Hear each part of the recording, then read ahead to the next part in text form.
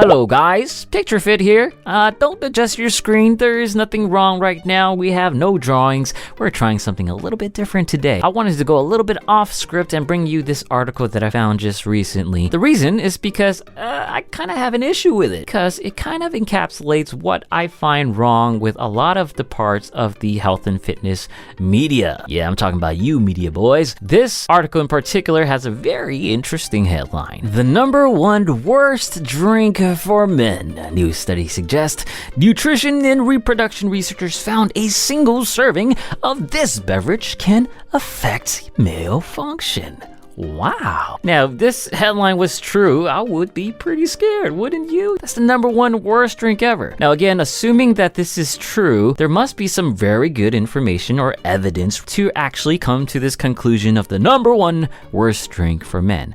Now, do we actually see this in the article? Spoiler alert, we do not. But let's go ahead and look and see how true their data is. Now, to be clear, I did read this article already. It's actually not that long. It's only 300 words or so. You would think that something as serious as the #1 worst drink for men, you would have a little bit more detail than 300 words, but yet here we are. So I'm gonna get to the good stuff. Right here, let's start. A new study, which is the largest of its kind to date, suggests that one particular type of beverage has the power to significantly affect men's capacity to reproduce. Remember this line right here, affect men's capacity to reproduce. Just to give you a bit more information, whenever you see a big number here for the amount of subjects, usually it means it's an observational study and you cannot possibly draw conclusions where you find effect. And one more thing in this paragraph, the researchers' goal was to understand the effects of sweetened beverages on semen quality and reproductive hormone levels. So now we know the culprit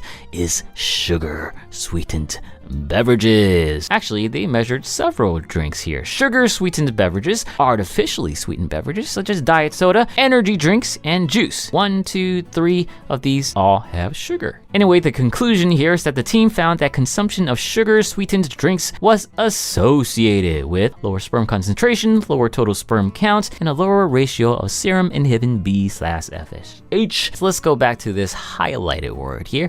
Associated, very different from our little word all the way back up here, effect. Associations, just to be clear, are just associations. We cannot draw causations from associations because there are chances that other factors might be in play. Going through the rest of this doesn't really tell us much. Rather than going through the rest of here, I actually want to see the actual study. Still want to take a little bit closer look at this abstract because it will give us a little bit more information as to how they drew that conclusion of using effects. In the largest study to date, the intake of SSBs, sugar-sweetened beverages, was associated with lower sperm concentration, total sperm count, and serum inhibin B/FSH ratio, pretty much exactly what they said in the article, consistent with a direct suppressive effect of SSB intake on testicular function among otherwise healthy men, potentially affecting fertility. I'm guessing that they read this part and thought, okay,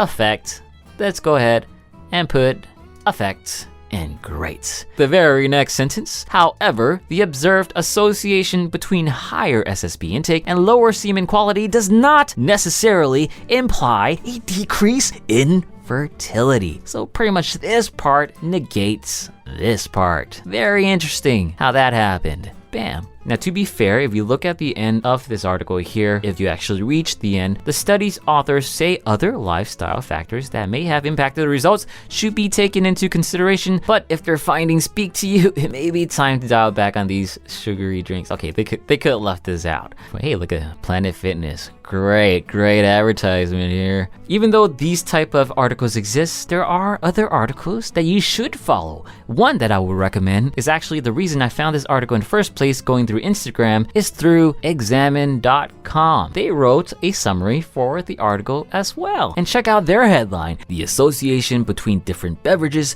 and Male Reproductive Health. Kind of dry, I know, but hey, this is truth. This is how truth sounds. That's the unfortunate reality. And look how ad-free this is. Isn't this beautiful? It's just straight facts just for you. It just gives you the actual information drawn from this study, which is what we need more of. And then we'll be in a good place when it comes to health and fitness. We're not there yet. I don't know if we're ever gonna get there, but I'm crossing my fingers that more of this gets popular, less of this headline, please, please, please, please. But yes, did I ramble too much? This is the first time I ever did something like this. I'm pretty sure I'm rambling, but that's cool. Let me know what you think. Let me know what you think about this video. Want to see more of it? Maybe you can give me some tips to improve on it. Thanks for stopping by. Like if you like this video. Share it with your article-loving friends. Don't forget to get your protein.